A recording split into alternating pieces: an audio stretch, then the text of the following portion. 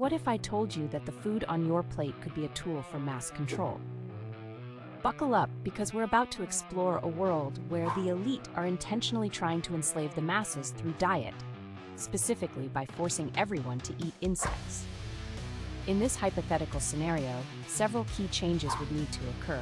First, governments and corporations would have to restrict access to traditional foods, particularly meat. This could involve banning or heavily taxing meat production, artificially inflating food prices, or even outlawing small-scale farming. The goal? Make it nearly impossible for the average person to access familiar protein sources. But here's where things get interesting.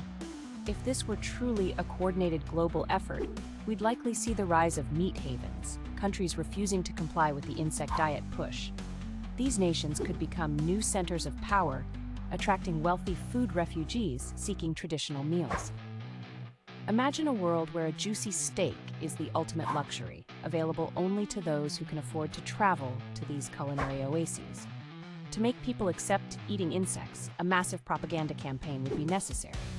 Media blitzes normalizing bug consumption, celebrity endorsements, and cultural shifts promoting insect-based diets would become the norm. But here's a twist. What if this push inadvertently sparked a new art movement? Picture avant-garde sculptures made from colorful beetle shells or abstract paintings using crushed cricket powder. Insect-based art could become a subtle form of rebellion, celebrating the very thing being forced upon society.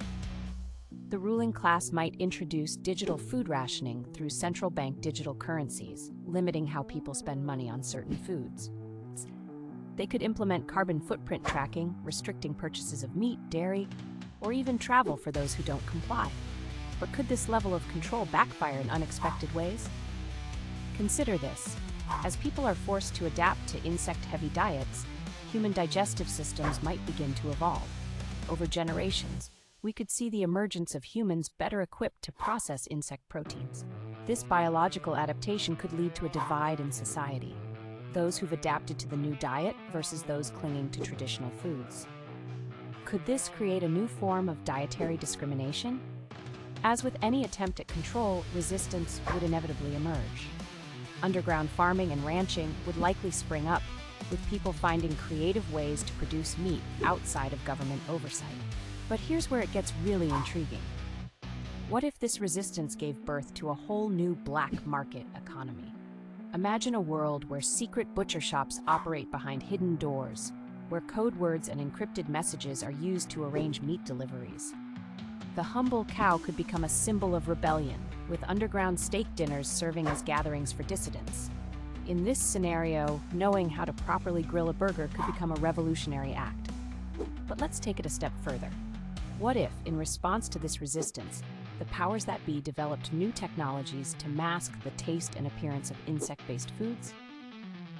We could see the rise of mock meats that perfectly mimic the texture and flavor of beef, chicken, or fish, but are made entirely from insects. This could create a bizarre reality where people aren't sure if what they're eating is real or not, leading to a crisis of trust in food itself. As this hypothetical situation unfolds, we might witness a shift in global power dynamics based on insect farming capabilities. Countries with optimal conditions for raising crickets or mealworms could become the new agricultural superpowers. Could we see the rise of an OPEC of insects, controlling the global supply of bug protein? In response to all this change, an authentic human movement might emerge, celebrating traditional diets and lifestyles.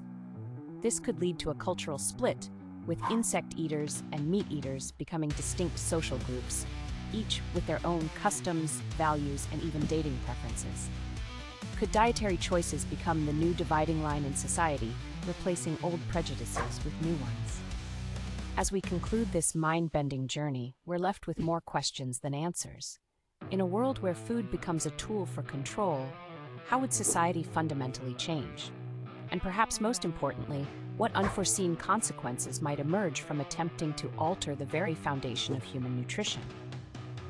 The future, it seems, might be less about you are what you eat, and more about you eat what they want you to eat.